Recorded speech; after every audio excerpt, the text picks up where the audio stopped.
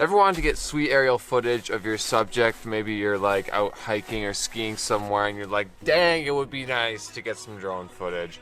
But then you realize, crud, I don't have a drone. Still, I don't have a drone. Well, in this video, I'm going to be breaking down the main concept of drone footage and how I can fake it using my iPhone. Let's get into it.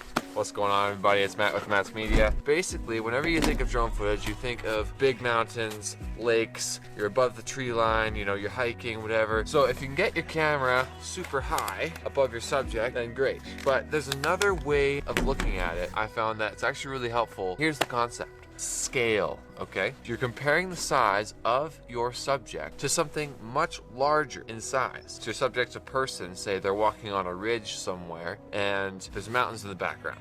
The person's really, really small and the mountains are really, really big, okay? And that's the idea. Putting elements into your shot that really, really contrast each other when it comes to size. So how do you implement this concept? Very simple. Put distance between yourself and the subject. This makes the subject look smaller. Now, if you include in your shot elements that are much larger and you could frame your shot to include those elements, it's automatically gonna look like a fake drone shot. So how do I do this? Enter example footage. So in this shot, we are following some people. This was actually accidental. I didn't realize I was doing this. This other shot here, the subject again is really, really small. And also I'm a little bit higher, and that automatically opens up the frame so you can compare the size of your subject to something much larger, like a mountain or a forest or something like that. So when you're filming on your phone, you want to create that illusion that you are actually filming with a drone. Remember the concept of scale. Move away, put a lot of distance between you and the subject, and if you can, get higher than the subject so you can show more of the surrounding area that will make them look a lot smaller, that will really help make your footage look like it was shot on a drone. But if you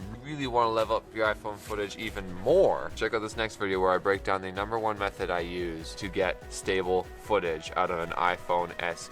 See you there. Peace out.